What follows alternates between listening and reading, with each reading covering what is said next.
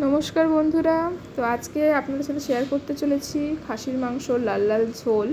তো চলুন শুরু করা যাক। প্রথমে কিছুটা খাসির মাংস নিয়ে নেব, তাতে একে একে দিয়ে দেব লবণ, হলুদ গুঁড়ো, কুচিয়ে রাখা পেঁয়াজ, আদা বাটা, রসুন বাটা, কাশ্মীরি লঙ্কার গুঁড়ো, তেজপাতা, সর্ষের তেল দিয়ে ভালো করে ম্যারিনেট করে রেখে দেব।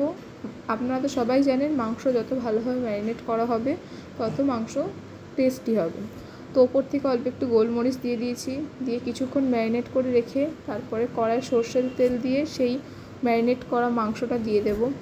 ভালো করে কষাতে হবে, কারণ খাসির মাংস কষানোর মধ্যেই রান্নাটা পুরোপুরি হয়ে যায়।